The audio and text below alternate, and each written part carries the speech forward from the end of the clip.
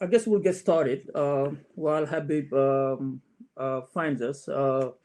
Welcome, everybody, to the second panel of today's program. My name is Mamadou Samba, and I'm based here in Washington, D.C.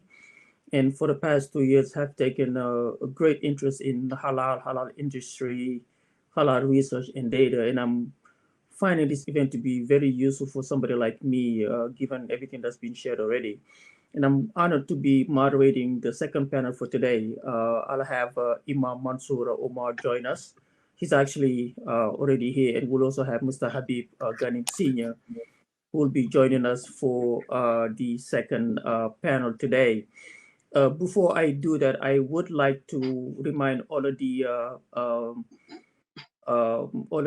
viewers to put their phone to mute their their cameras so that we can have a better listening experience. I also would like to thank our sponsors and partners, including Sharia Wiz, the ISWA Halal and Muslim Chamber of Commerce, the American Halal Council, Shafran Road, the Standard and Meteorology Institute of the Islamic American for Vibrant Palestinian Economy, the Halal Watch World, Helping Hands, Guidance Residential, of course, and Ibrek Technology, and finally H2 Grovers. Um, Before I go into the panel, I'd like to introduce Marwan to introduce a very short video, and then we'll jump into the conversation. Oh, Marwan, okay, I see it then now. Yeah, okay. Thank you. you're welcome. Sami went to his local halal store to buy some halal food. He bought halal meat and some canned halal goods. Sami asked Aisha, the store owner, "Is your meat halal?" Aisha said, "Yes, brother, I'm a Muslim. Of course, it's halal." Sami felt unsure about Aisha's answer, so he called the American Halal Council and expresses his concern about the halal food not being verified at his local store.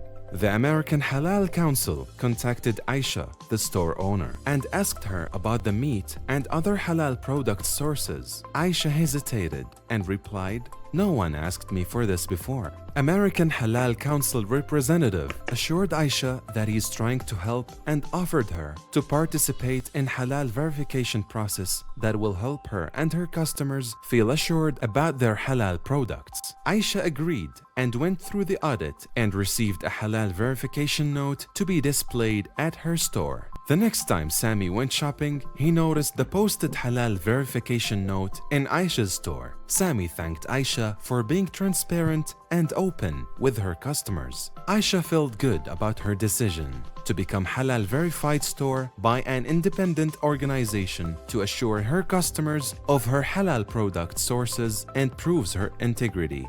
Support the American Halal Council efforts to give you the transparency and protection you deserve when it comes to halal lifestyle.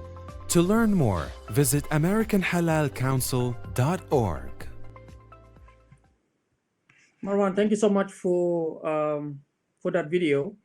Um, for everybody watching, let me just remind you that so this session will last roughly 45 minutes, and then we'll leave about 10 to 15 minutes at the end of the session for question and answers. If you have any questions, please type them in the chat box, and I'll read them up to our presenters. So, having said that, this today's panel is titled "Why Can Muslims Agree on Halal Standards?" And just to tee it up, halal refers to products that are prepared following Islamic dietary laws and regulations that determine what is permissible and what is not permissible, what is lawful and what is clean.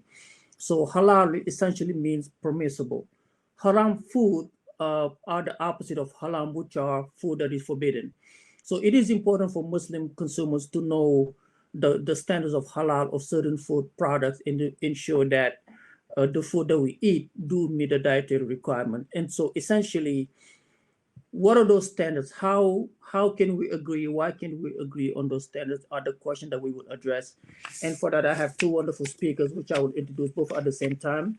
And I'll give them each about 7 to 10 minutes to do their presentation, and then we'll go into the questions. Our first speaker is Imam Mansour Omar, who's a BA from the Darul Naim Institute of Arabic and Islamic Studies Seminaries of South Africa. Uh, Imam Mansour is the chaplain imam at the University of Albany, New York, in upstate New York, and he's also the vice president of the Halal World Watch, a halal certification an agency. Our second speaker is Mr. Habib Ghranim, who is the vice president of the World Halal Council, which is the federation of over 50 halal certification bodies all over the world. Habib and the ISWA halal certification body are the founding members of the World Halal Council. He is also a member of the World Halal Food Council. And so we have the right speakers to talk about these questions. So I'll tee it off to Mr. Mansour Omar, and we'll give him 7 to 10 minutes to do his presentation, and then Mr. Habib will take it from there. And I encourage you guys to have a conversation among yourselves and make it as interesting as possible. So, Mr. Omar. Sure. Thank you very much for having me, for inviting me to speak on halal standards and in general to speak on the halal industry. To start, we always start with a dua. Bismillah walhamdulillah wa salatu wa salamu ala rasulillah wa ala alihi wa sahbihi ajma'in. And thank you to everyone else who has also attended. We are glad to see many people who are interested in the halal industry, in halal products, in halal services, and so forth, and ultimately strengthening the halal industry, which I believe should be at the core of the majority of us, at least of our efforts, is to strengthen the halal industry. I'm going to open up my presentation. So let me share the application. Is it, let's see, from the beginning. Okay, is it visible? Can everyone see it? Yes, okay, I great. can. Okay, so the topic of discussion is why are halal standards difficult for people to agree to? Why is it difficult for governments to agree to halal standards? Why is it difficult for Muslims to agree to halal standards? And I believe that some of the problems that we'll see in the presentation, we'll try to keep it as short as possible, but some of those problems will be addressed and are being addressed. But let's first discuss what the landscape looks like and why we have the challenges that we see today. So why can't we agree? Number one, I believe this really boils down to three main reasons. Number one, in the Muslim world, we have different schools of thought, different madhahib. And different madhahib essentially means that on any particular issue, there may be different approaches to that problem. There may be different mechanics and metrics that go into deciding and deciphering the text, deciphering what it means and what, because of its meaning, what that means for the greater Muslim organization or Muslim population. And just to give you an example, some schools of thought say that one must put their hands here when they pray, and others say they must put their hands down. So we have different text and doing textual exegesis, and that's really why we have different schools of thought. There are four primary schools of thought. That is the Hanafi madhab, the Shafi'i madhab, the Maliki madhab, and the Hanbali madhab.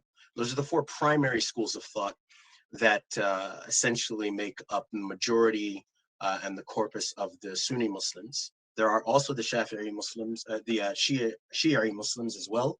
But just for the sake of this discussion, we're really mainly focusing on the Sunni Muslims. And they are the largest body of Muslims in terms of sects, if you will. So that's one of the major reasons, is that we have different ways of viewing the text. And because we have different ways of viewing the text, we end up having different rule sets. And it's very difficult to set a standard for something if the interpretive tools are different. So that's number one. Number two, we have different regional needs. So depending on the country, depending upon the location that you live in, your needs may be different in Malaysia than they are in America. different in Japan than they are in Russia. And so because we have different regional realities, different environments, we have very different needs. And because of that, we end up having a very challenging and difficult time accepting or agreeing to those standards that one may develop within their own region and within their own environment. And lastly, we have, unfortunately, politics and self-interests. Many organizations, and really it's the organizations that are doing the certifications, that are involved in the accreditation, that are mostly concerned about the standard in terms of it being an industry benefit.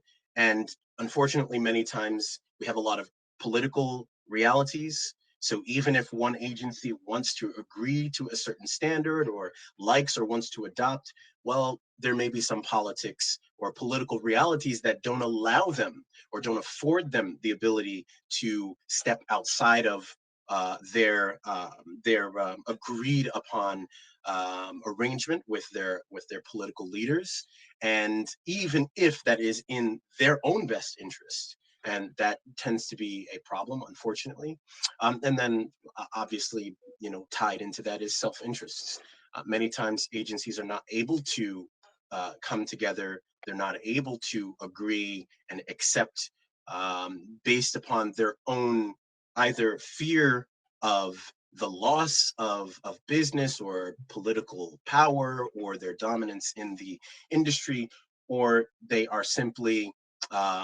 simply feel like it may allow or open up doors to other agencies that would cause a conflict of interest, or it would cause greater competition in the landscape.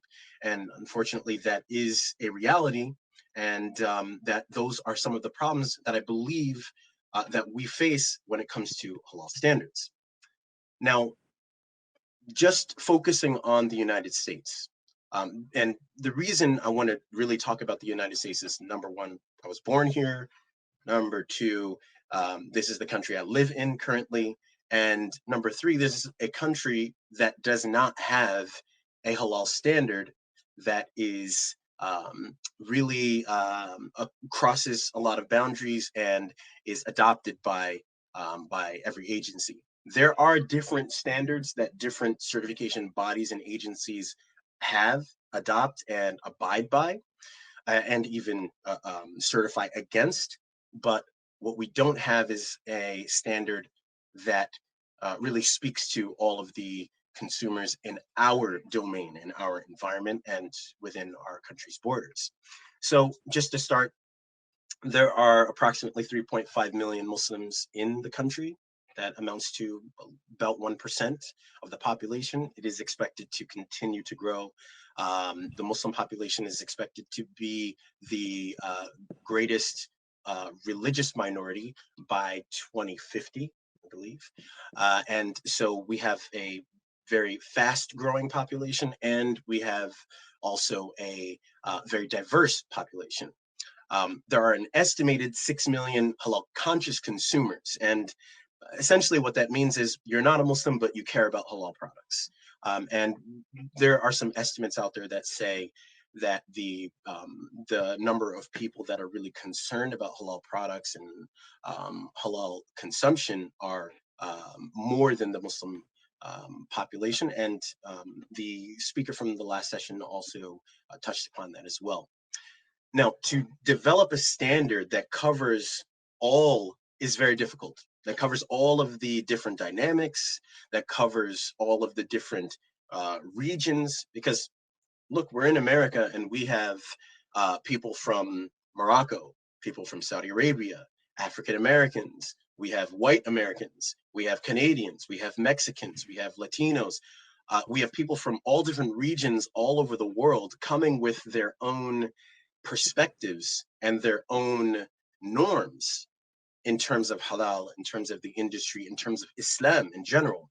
So to develop a standard in the country, in this country, is a very, very difficult task. And that's why in the last 40, 50, 60 years, that halal has been around, that halal certification has been around.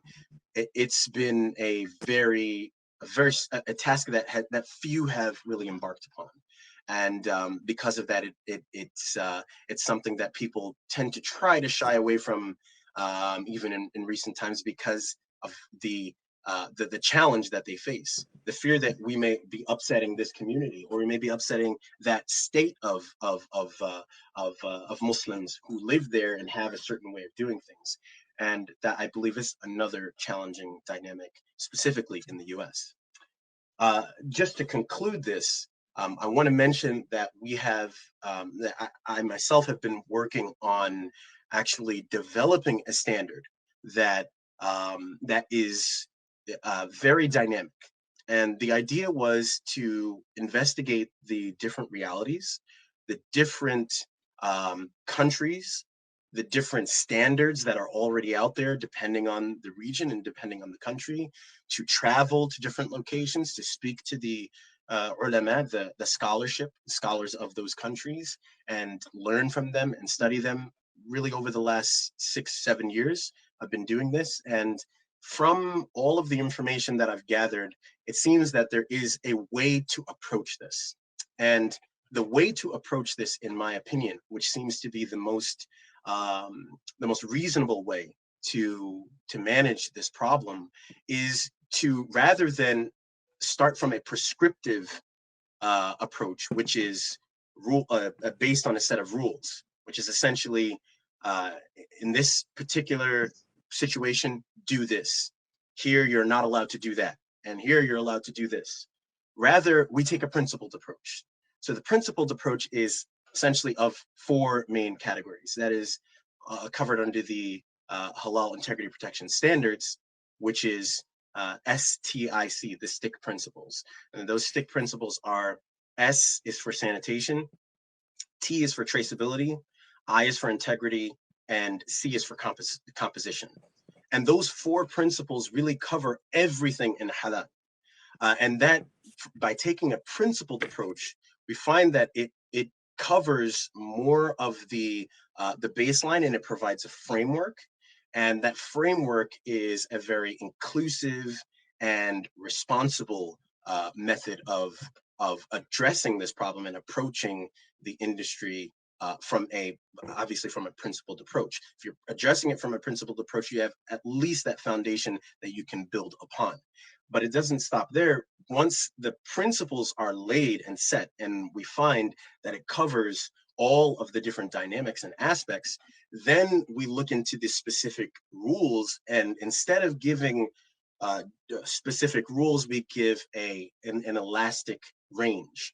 And we'll call this a scope of permissibility. And that scope of permissibility would be, for instance, one standard may say, we only allow, just to give you an example, the viewers an example, we only allow the slaughter of animals to be permissible if it is done and if it has been performed by a Muslim. Other schools of thought, other views may say, well, it can be done by Jews and Muslims. And others may say, well, Jews, Christian, and Muslim. So what we do is, in the standard, we say, here's the scope of permissibility. Because we have all of these different rules, all of the different opinions and different madhahib, the different schools of thought, we say, here's the range. And as long as you're within and between this range, it is acceptable. Between, if it is performed by a Muslim only, it is acceptable. If it is performed by a Muslim, Jew, or a Christian, that would be acceptable as a halal product. And that gives that range. And because that range is there, that affords and allots a much more dynamic approach to the problem. And hopefully that helps to solve some of it. And yeah, my time is probably way over. I'm so sorry, but yeah. No, it's totally fine. This is very, very interesting. I'm curious to know, and this is probably something for you to think about in terms of when we get to the question and answers. You talked about the fact that there are a lot of certification bodies out there, and I'm curious to know later on, how do we police those bodies when there are so many? Who's responsible, and what should there be a standard for policing all of these certification agencies? So think about it for now. We'll come back to it at the end of the panel. But that's a very good presentation. Again, I want to remind everybody watching, please send us your questions so that we can have our panelists address them at the end of it. Mr. Habib, I'll kick it out to you. I'll give you 10 minutes to share with us your thoughts, and then we'll get into some question and answers. Assalamu alaikum. Alaikum salam. Bismillah ar-Rahman ar-Rahim. I think my son Rafiq Mansour has touched a lot on this. You know, I call him my son, same age with my son. I had started this halal certification with his dad many years ago. So I'm not going to have a share screen or present. Sure, of course. We are It's tired fine. of, I've been doing it for 27 to 30 years on what is halal 101, trying to educate people. And he touched on the very subject that because we have different madhabs. Like for example, in Africa, the Maliki school, we are allowed to use insects. The Shafi and the others don't. You know, it's a big question. You talk about praying with your hand like that or down. So the different madhabs are one of the reasons why we cannot really agree on some standard. But I am pleased to tell you, since 1999, we formed the World Halal Council and the World Halal Food Council then. We have what is called a common denominator. They are not standards, they are rules that we follow because every different important country, like Quentin Gray mentioned, have their own regulations. And there is a reason for that, you know. I think self-interest and lack of recognition of other Muslims. Like we have the best in the United States, but still we end up having to follow them. Now, I think the solution is having an accreditation body that we all abide to. Now, whether we use the standard that is being proposed by Brother Rafiq here, or we have the ISO and the GSO standard, accreditation, I will say it 3 times, accreditation, accreditation, accreditation by any halal certification body is the key so that we are all on the same level.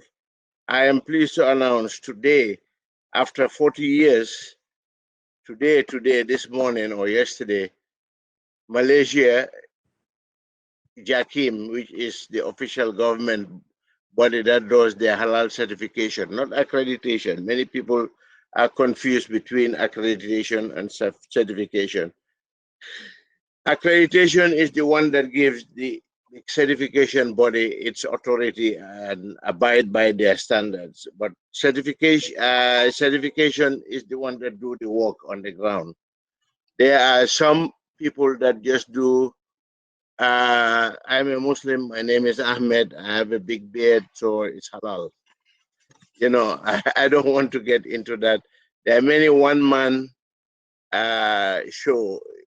You know, that used to work in the old days because in the old days when I started in the early 70s and 90s, or actually I would say even 80s, many people were just worried about meat and chicken and stuff like that, just the beef. But nowadays you have many items that require halal certification.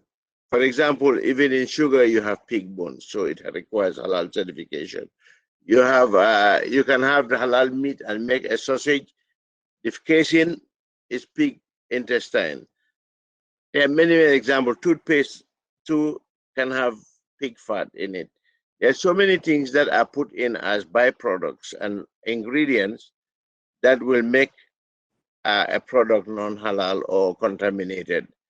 So the question, I think Ihsan from CIMIC is one of the answers.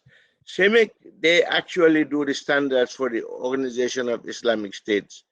I have been fighting for many years for them to allow us in the US to be partners, but they only allow Muslim countries, which is unfair to Muslim minorities like us. I bring this directly to Brother Ihsan, nothing personal to you, but you have not recognized Muslim minorities in America or Europe You know, only Muslim countries that only have their self-interest, you know, in my opinion. You know, we respect Islamic standards is the best so far, and Alhamdulillah, we thank and praise Brother Ihsan and Simic, but they should include us, not exclude us, because what Brother Rafiq Mansour is doing is something that is very critical. You know, we don't want to take over certification, but people like Jakim or MUI or MUIS in Southeast Asia, and even now you have Saudi Arabia, JAC and IAC, ESMA, SASO, they want to monopolize halal. Halal does not belong to them. It belongs to all of us Muslims. And Momodu, just let me know if my time is close, because that's No, 2 more minutes. Two more okay. That's minutes. why I didn't do a presentation, because No, it's totally I'm fine. tired of Totally fine. giving presentations. Everybody knows what halal is, so I don't want to go to 101.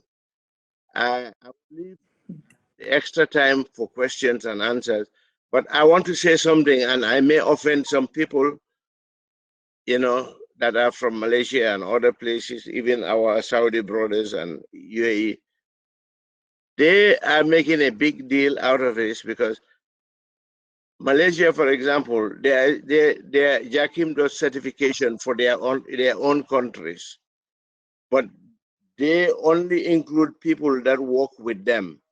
So it's like a mafia, or more than a mafia even, because if you do not agree or abide with them, then they don't put you on the list. No matter how much you qualify, no matter how much you have knowledge, you can have even 100 Sharia auditors, and they still say, no, we don't accept you, because they want to have the money. And there is also the last thing I will bring up is corruption. You know, unfortunately, with some of them, Indonesia and all, and even Singapore, that used to be good, if you don't give bribery, you cannot be on the list.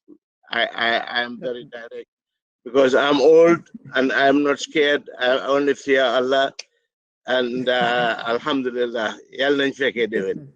Thank you. No, Habib, actually, I just want to let you know, Mr. Ihsan from Smith just commented and said that Smith's doors are open to all Muslims, especially NGOs, which I think answers to your question. But I have a question It for you. doesn't answer. It doesn't answer. We want to have it officially. I have try to find out how to apply for people like Rafiq and other people within the US with our own, to be sitting with them as partners, not Okay, just definitely. becoming only yes sir, yes sir, yes sir, and Right. followers. We want to be part of the system. Am I right, Rafiq? I can't hear you, but that's okay. This is On why, mute, Rafi. yeah, this is why I believe that the solution is actually to develop our own accreditation body.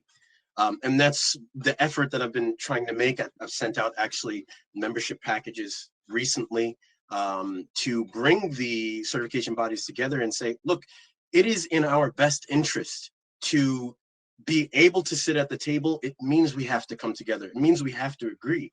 It means we have to say, look, we have a common interest.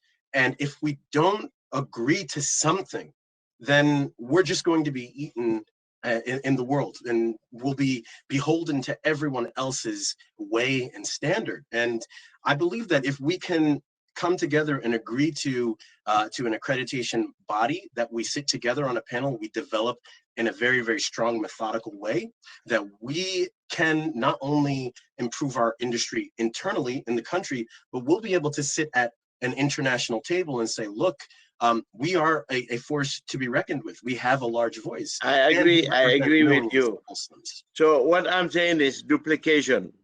CIMIC is doing the standards, and they have been very good. I've seen their standards. I bought them online. They have different committees. They're inclusive to everything that you have put. That's what I have put. and some of the World Halal Council and some of the World Halal Food Council. The World Halal Council just put rules and guidelines. They're really not standards technically. CIMIC is the one with the real standards. So we should not duplicate the effort, but we should be part of it.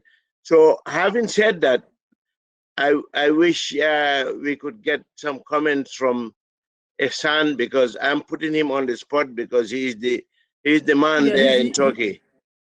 He's actually sending us some comments, and we. I know I'm talking about comments, you know. Yes, but we received a couple of questions. But I wanna ask you something, both Rafiq and Abib. You both talk about having an international body, and Mansour. No, not international body, international recognition. Right, but my question is, Mansour, you started by, your premise was there are different school of thoughts out there, right? And so, how would you reconcile the fact that there are not only different school of thoughts, but in each of the Muslim countries worldwide, there are differences in views and opinions. And so now you want to create one body at international level that will govern all of these, all of the halal industry. I have something for that. It's very simple. Okay. When you go to the USDA, right? Okay. You have grade A, B, and C for eggs, for example. We will use the same kind of idea that this is the standards, but somebody that is using, say, accepting insects like the Maliki school, you can say grade B. Then the one that, you know, and or you can put it their own school of thought. But the basic common denominator can never change. The animal has to be halal, for example, in slaughtering, they have to be slaughtered properly. That you cannot change. I'm talking about the minor things. But organization, the structure of this organization, are you envisioning something like the United Nations where there's a something similar? CIMIC already has it. Momodu. Okay. Momodu, CIMIC already is there for all Islamic countries. And I'm glad that Ehsan is saying that, you know, we, for example, Iswa and Ivanka and Hafsa have been involved. There is no major difference in our certification procedures, because I don't know about Hafsa, but Ivanka and us, we are accredited and we follow the ISO 17065. We have GSO standard. So we are on the same standard with international bodies. But there are some slight differences. For example, there was a big discussion recently on some insects, you know, that they use for the blood of some insects to put on a cheesecake to make it look like strawberry. Ivanka accepts it. Some other people in Southeast Asia don't, but Jakim used to accept it. These are minor things, but I'm saying that as long as we have the common denominator and the bottom line, we are okay. Then there could be, in the labeling, you can put that, you know, so people that want to buy it, they will know. Halal is not just one word that is halal, let me tell you. I understand. It can be halal to you and haram to somebody else, you know. If I can just interject that, I think I'll answer your question also.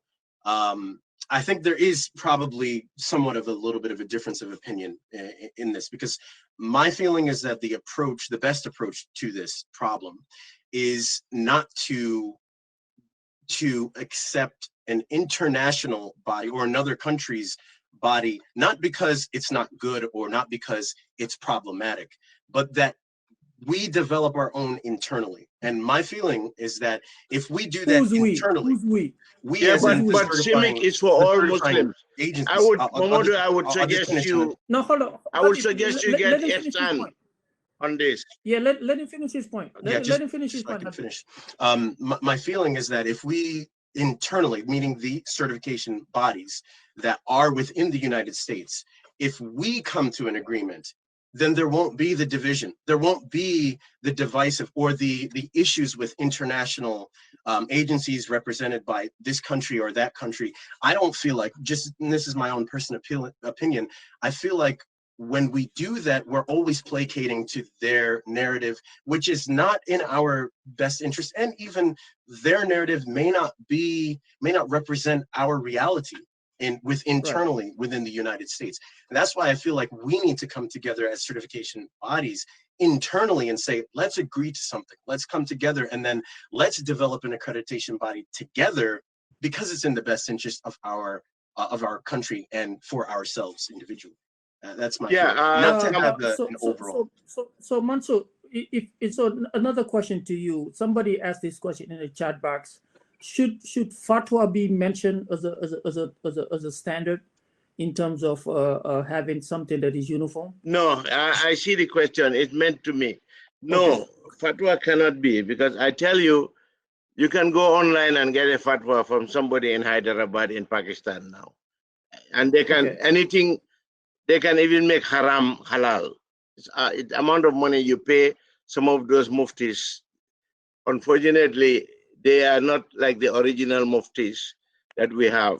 Now, it does not, fatwa just is a ruling, somebody's opinion is not what is on the Quran or the Sunnah. You know, we have to be very careful, because somebody made fatwa on something that is clearly haram, because he was paid $1,000 by somebody.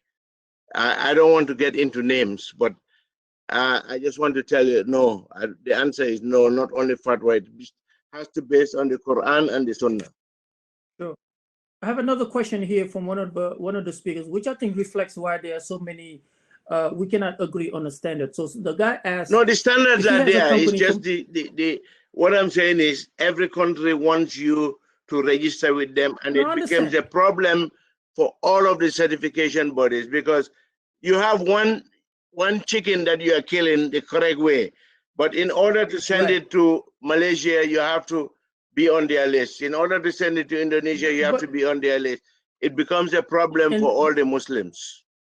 And that's exactly the question I'm going to ask, because the person asked if his company is incorporated in Trinidad and Tobago, can he get certified in the US, but then export his from Trinidad and Tobago to the US? It can be done, but it has to be under GSO standards, for example, or the JAKIM. What is GSO JAKIM now, for people that don't know? JAKIM has now accepted the ISO 17065 last week, alhamdulillah. So they will be on the same level.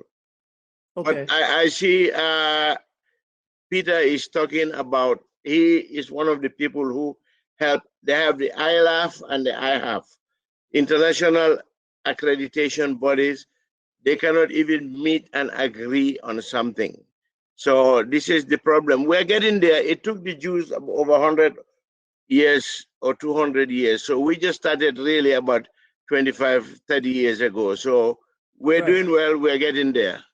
So young people like Rafiq are doing a good job. We were mainly followers. So they should be leaders, you know. So Mansour, I have this question is for you, which is what I asked you earlier. How do we police the police? How do we police the accreditation organization? I will laugh to that question, but go ahead. How do we make sure that you know, some of the lobbying interests, some of the corruption that exists, who is responsible for closing down one agency and letting another one operate? How would you address that question? Yeah, so to answer that question, my belief is that when we cooperate together as not just certification bodies, but also communities and government, I believe that the effort needs to be in multiple directions. We need to target the communities, we need to target the government representatives and those people that are decision makers, and also the relevant stakeholders, which are the certification agencies, to really come together, sit at the same table and say, this is important to all of us, yes, and because it is important to all of us, we must make some effort to agree to something. Now, like we're discussing here, we're discussing what we're deferring on is we don't disagree on the need for this, but what we may have differences on is what's the best method. How do we resolve this problem in the best way? And so my feeling is that all of us, the community members, the community leaders, the certification bodies, and the government. And probably the government is going to be the most important one, which, just to give you a little bit of history, and the speaker's a little bit of history. My father actually was part and parcel to bringing forth the very first halal law into existence in New Jersey. And that, I believe, is the solution. Is you have to have, in order to have enforcement, you have to have the government's hand involved. There's no other way about. No one here is going to police another certification agency except by word of mouth, by saying, hey, this is what we heard and this is what we saw. So maybe you would reconsider purchasing their products, but it's only the government that can really lay down the gap, really. So Habib, this question is for you. Let me ask you this question. Right now, given the realities of COVID, a lot of states are struggling financially to generate revenues. Small businesses are struggling. How could the halal industry right now be revitalized or be boosted to be a new revenue generating Alhamdulillah, source for Alhamdulillah, jurisdictions? Alhamdulillah, Santa Yala, Santa Sunborom. What you hit it right on the nose. The necessity is the mode of invention, okay? So we have people for the slaughter. You must have a Muslim on site. Although, like Rafiq said, some other people will accept Ahl Kitab, people of the book, Jews and Christians. We personally don't. We only accept Muslims. But we are doing all our audits with Sharia and technical auditors. Our work is done normally, remotely. They have, you see these glasses that I have, it costs about 2,000. We have what is called remote auditing, where up to 20 people can link in. We send it to the plant. This is for further processing item. Slaughter is always a Muslim. I hope you understand the difference, okay? So we'll send it by FedEx. They put the glasses on, and the glasses, we will tell the person, the quality manager wearing it, turn this way, go this way, and the auditor or the Sharia auditor or the managers can zoom in and zoom out, and we take pictures. We have copies of everything, but we do this after we get all the documentation. There is a first step and a second step. That's the last step. So I just want to say that it is not easy, and somebody's asking about the cost. If you take an auditor out there or a slaughterman, you have to pay them. They have a family. So it's not going to be cheap. And now if people in the UAE and Saudi and Malaysia, they want you to pay so much money, you have to pass that cost down.